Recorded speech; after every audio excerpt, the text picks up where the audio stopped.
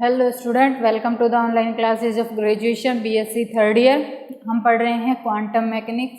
Unit हमारी first चल रही है। फर्स्ट यूनिट का थर्ड चैप्टर है, जिसमें हम डिस्कस कर रहे हैं कम्यूटेशन यानी क्रम विनिमय नियम से संबंधित गुणधर्म और उनका उपयोग, और क्वांटम मैकेनिक्स में जो ऑपरेटर हैं उन ऑपरेटर का कम्यूटेशंस हम निकाल रहे हैं। कुछ क्वांटम मैकेनिक्स के ऑपरेटर्स का अपन ने निकाल लिया था।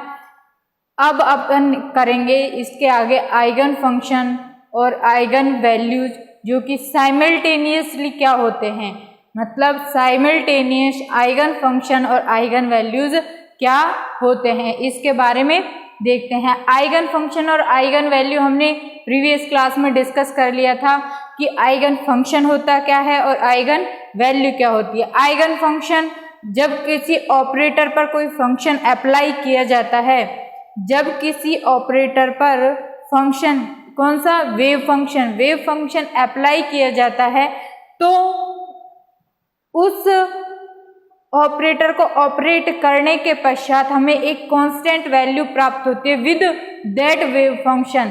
देन जो कांस्टेंट वैल्यू होगी वो तो हमारी क्या होगी, आइगन वैल्यू होगी, और जो वेव फंक्शन होगा वो हमारा आइगन फंक्शन होगा। अब ये तो हो गई हमारी आइगन फंक्शन और आइगन वैल्यूज हो गया। अब ये साइमल्टेनियस आइगन फंक्शन और आइगन वैल्यूज क्या होते हैं ये हम देखते हैं। क्या है हमारा आज का topic, simultaneous eigen function and eigen value.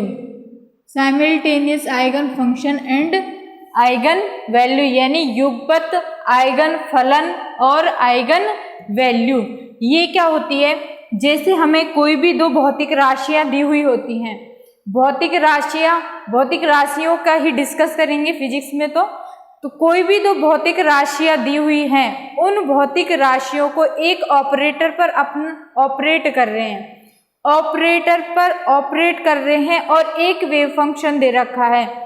एक वेव फंक्शन पर दो राशियों को यदि हम ऑपरेट करें तो हमें दोनों का मान यदि एक साथ ही प्राप्त हो जाए, दोनों जो वैल्यूज हैं विद एक ही फंक्शन के साथ दोनों आइगन वैल्यू, दोनों का मान एक साथ प्राप्त हो जाए, दोनों भौतिक राशियों का मान एक साथ प्राप्त हो जाए, तो वो राशियां होती हैं वो साइमल्टेनियसली भौतिक राशियां होती हैं, और जो उनसे रिलेटेड फंक्शन होगा वो होगा हमारा आइगन फंक्शन। क्योंकि एक ही फंक्शन पर अपन अलग अलग भौतिक राशियों पर ऑपरेट कर रहे हैं, तो हमें वो दोनों मान ही समान प्राप्त हो रहे हैं, तो ऐसी राशियों को अपन क्या बोलेंगे, साइमल्टेनियस आइगन फंक्शन, और उनसे रिलेटेड जो वैल्यू आएगी, हमारी कांस्टेंट वैल्यू आएगी, वो हमारी क्या होगी, आइगन वैल्यू। जैसे अपन को दे रखी है ए कैप कोई ऑपरेटर है, A cap and B cap are two operators, A cap and B cap are two operators and wave function, corresponding wave function, दोनों से रिलेटेड वेव फंक्शन अपना साई एन एम है। N m उसकी state को बता रहा है। इन दोनों पर हमने अप्लाई किया साई वेव फंक्शन, तो इन दोनों से जो प्राप्त वैल्यू आएगी इन फंक्शंस पर, इस फंक्शन पर इन ऑपरेटर को ऑपरेट करने के पश्चात हमें जो वैल्यू प्राप्त होती है वो यदि सेम आ जाए, इन दोनों ऑपरेटर से वेव फंक्शन को अप्लाई किया जाए, तो हमें जो वैल्यू प्राप्त होगी वो यदि सेम आ जाए तो वो क्या होगी, साइमल्टेनियस आइगन वैल्यू होगी, और उससे रिलेटेड फंक्शन क्या होगा, हमारा आइगन फंक्शन होगा। देखते हैं इसको।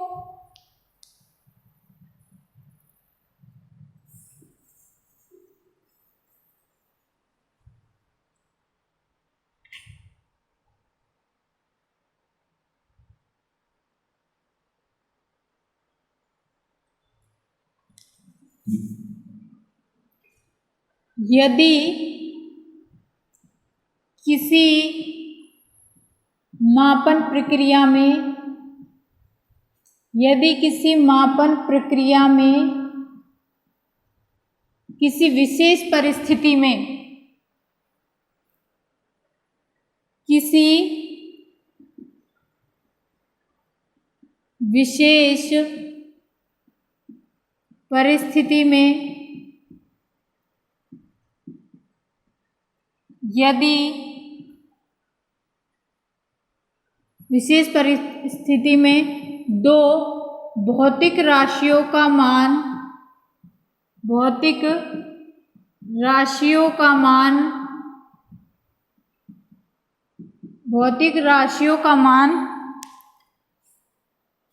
या भौतिक राशियों का मापन एक साथ संभव हो तो इस प्रकार की राशियां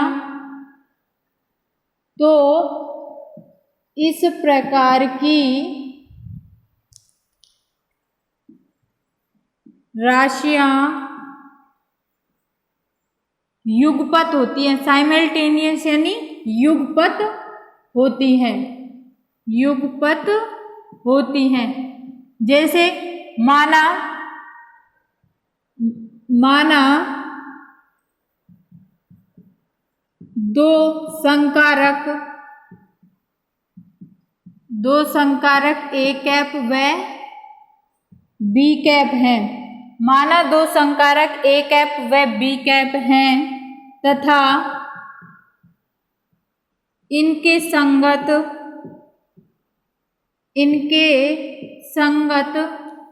क्या तरंग फलन साई एन एम है और इनसे संबंधित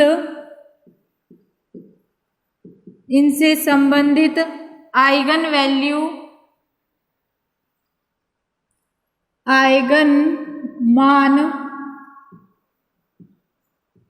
मान A n व B n है।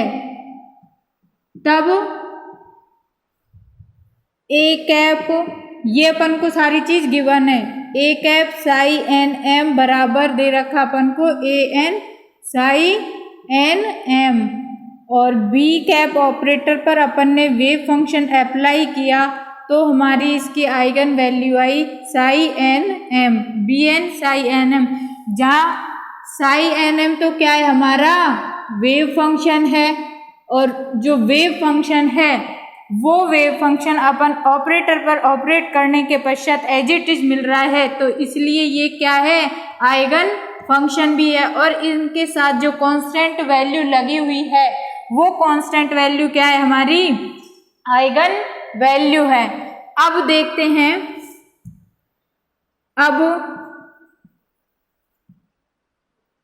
अब इसको देखते हैं ये क्या कहना चाह रहा है कि साइमल्टेनियस आइगन फंक्शन और आइगन वैल्यू क्या है।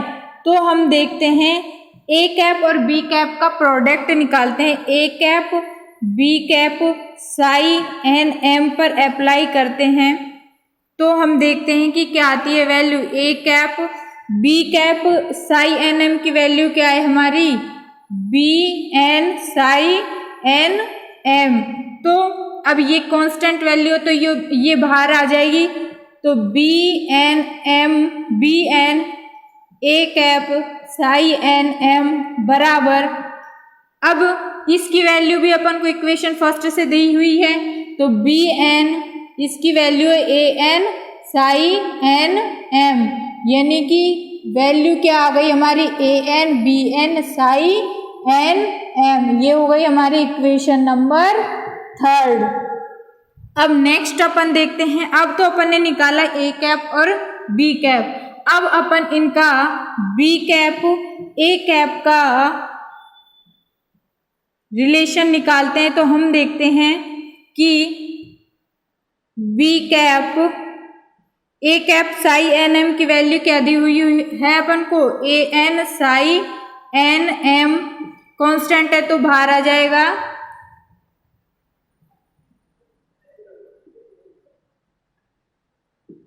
B cap psi n m. अब इसकी वैल्यू अपन को क्या दे रखी है, ये दे रखी है, तो A n B n psi n m बराबर क्या हो जाएगा, A n B n psi n M.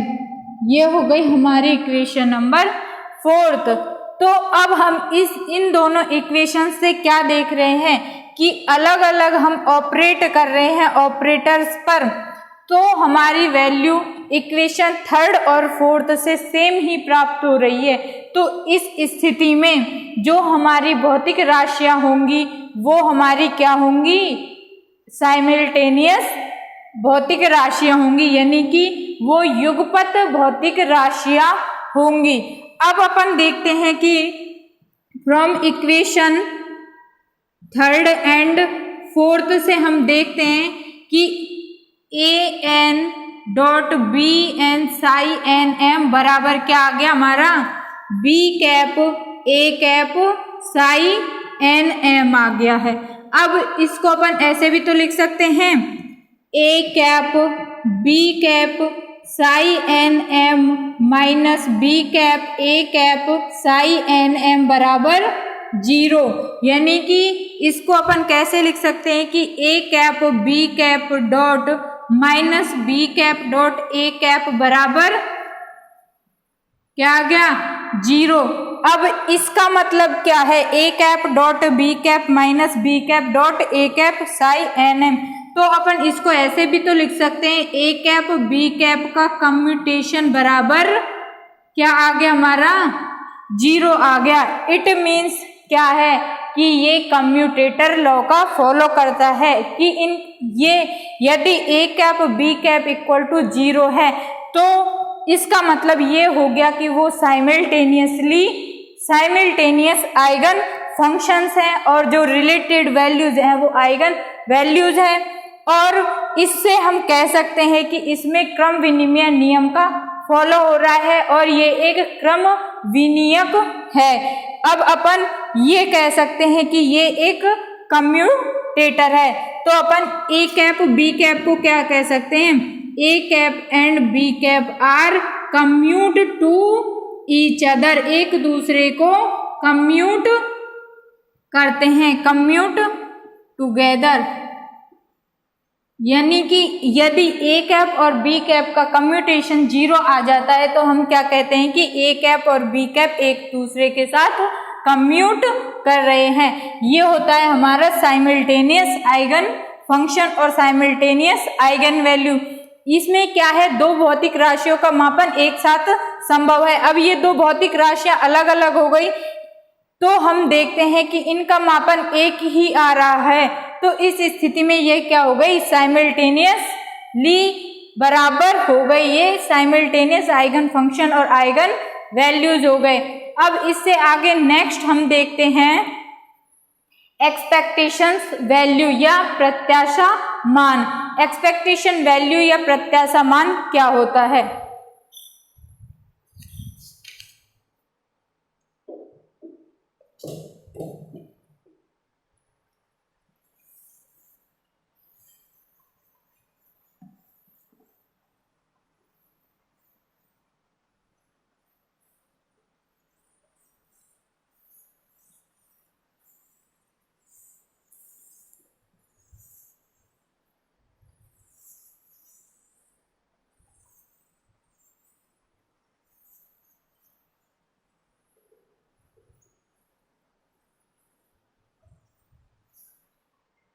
Next है हमारा प्रत्याशा मान। प्रत्याशा मान या इसको बोलते हैं अपन एक्सपेक्टेशन वैल्यू। एक्सपेक्टेशन वैल्यू या एक्सपेक्टेशन वैल्यू अपन कैसे निकालते हैं, डिफरेंट क्वांटिटीज की अपन एक्सपेक्टेशन वैल्यू कैसे निकालते हैं।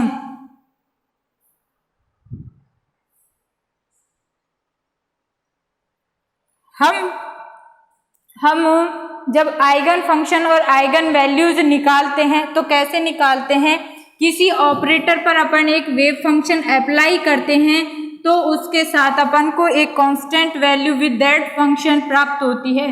तो उस कांस्टेंट वैल्यू को तो अपन क्या बोलते हैं, आइगन वैल्यू बोलते हैं।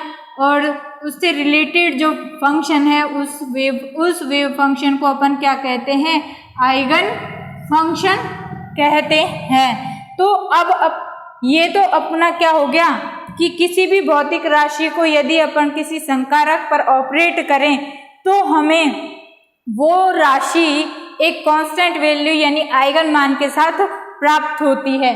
तो इस स्थिति में यदि हम देखें कि एक वेव फंक्शन है, उस वेव फंक्शन के कॉरस्पॉन्डिंग एक ऑपरेटर दे रखा है, ऑपरेटर ए कैप दे रखा है, तो हम देखते हैं कि हमें बहुत सारी एक्सपेक्टेशन वैल्यू, बहुत सारी आइगन वैल्यूज मिल रही हैं। जैसे A1, A2, A3 हमारी एक ए ऑपरेटर के कॉरस्पॉन्डिंग आइगन वैल्यूज मिल रही हैं। तो इस स्थिति में हमारी एक्सपेक्टेशन वैल्यू क्या होगी, इन जो ये एक्सपेक्टेशन वैल्यूज मिली हुई हैं, जो हमारी A1, A2 आइगन वैल्यूज मिली हुई हैं, जैसे A1 कितनी बार आया, A2 कितनी बार आया, A3 कितनी बार आया, इन सभी का जो एवरेज होगा, इन सभी का औसत होगा, A1, A2, A3 इनका औसत होगा, वो औसत हमारा प्रत्याशा मान के बराबर होगा।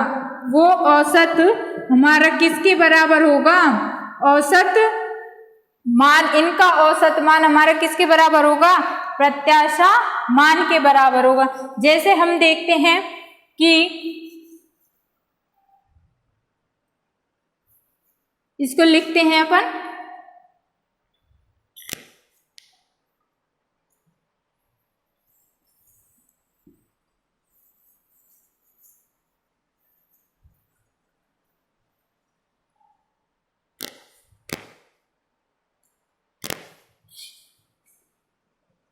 किसी भौतिक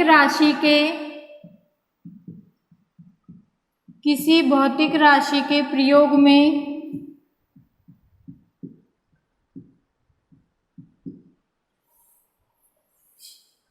संकारक पर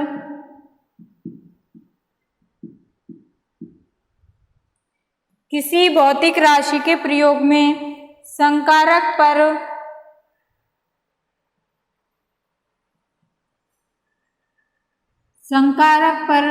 मापन के पश्चात आइगन मान प्राप्त होता है, आइगन मान प्राप्त होता है। माना ए कैप एक संकारक है, माना ए कैप एक संकारक है, तो इस स्थिति में इसके कॉरस्पॉन्डिंग आइगन वैल्यूज, तो आइगन वैल्यू, आइगन मान, तो आइगन मान इसके संगत A1, A2, A3 ऐसे ही AN हैं। मान लिया AN स्टेट, AN माना, AN आइगन मान के साथ आइगन मान के संगत फलन साई n है, या अवस्था या फलन साई n है।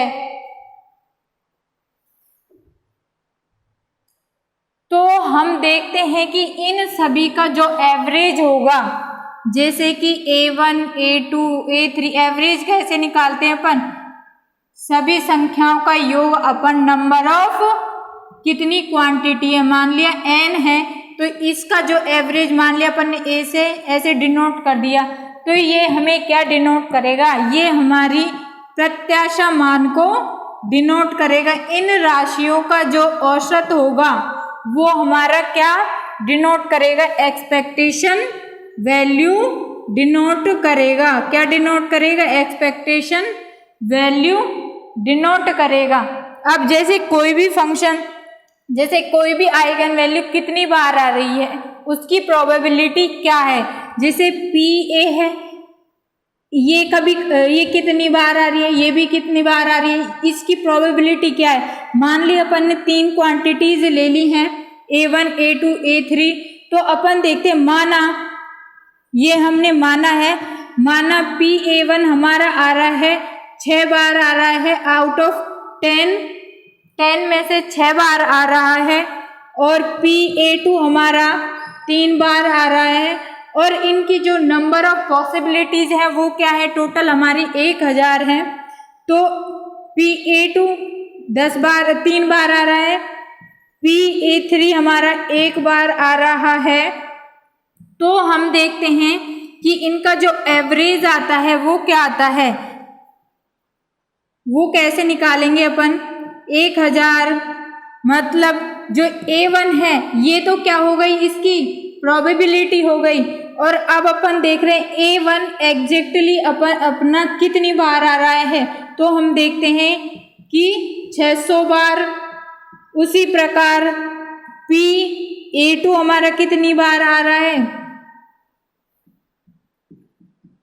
बराबर 300 बार। इसी प्रकार PA3 कितनी बार आ रहा है हमारा, A3 कितनी बार आ रहा है हमारा, 100 बार। यानी कि, और अपन यदि इसकी टोटल प्रोबेबिलिटी देखें तो क्या आती है, 3/10 प्लस 1/10 यानी कि 1। इसका मतलब क्या है, टोटल इनकी पाए जाने की प्रोबेबिलिटी तो 1 ही है, और जो इनका एवरेज मान है वो एवरेज मान हमारा किसके इक्वल होगा, प्रत्याशा मान के इक्वल होगा। अब अपन निकालते हैं स्थिति संवेग का प्रत्याशा मान कैसे निकालेंगे। इससे ज्यादा मतलब नहीं है अपन को, जो expectation value of x, px या एनर्जी, इनकी अपन आइगन मान कैसे निकालते हैं वो देखते हैं।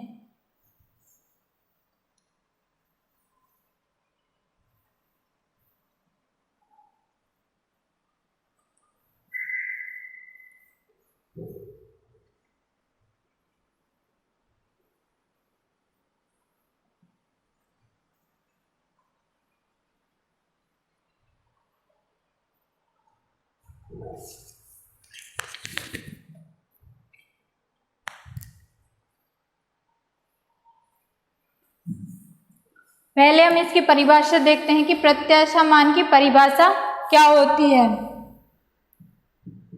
परिभाषा देखते हैं प्रत्याशा मान की।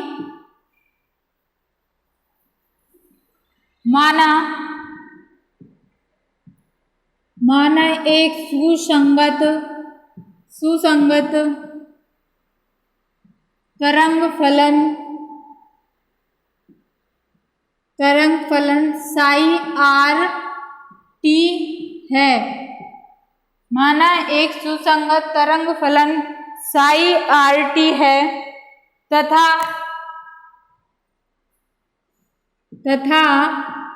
प्रेक्षण योग्य, मतलब जिसका प्रेक्षण किया जा सके, ऑब्जर्वेशन किया जा सके, प्रेक्षण योग्य संकारक ए कैप है। प्रेक्षण योग्य संकारक ए कैप है। तो ए कैप यानी तो भौतिक राशि ए, इसके कॉरस्पॉन्डिंग अपना ऑपरेटर ए कैप है, तो भौतिक राशि ए का प्रत्याशा मान, तो भौतिक राशि ए का प्रत्याशा मान अपन कैसे निकालेंगे, इंटीग्रेशन साई आर टी का स्टार, यहाँ पे ऑपरेटर आ जाएगा psi r t into d V upon psi r t का star psi r t into d V. अब अपन देखते हैं कि फंक्शन यदि नॉर्मलाइज्ड है,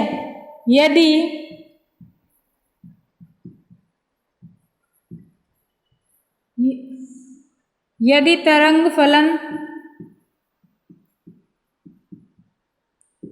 नॉर्मलाइज्ड है यानी सामान्यीकृत है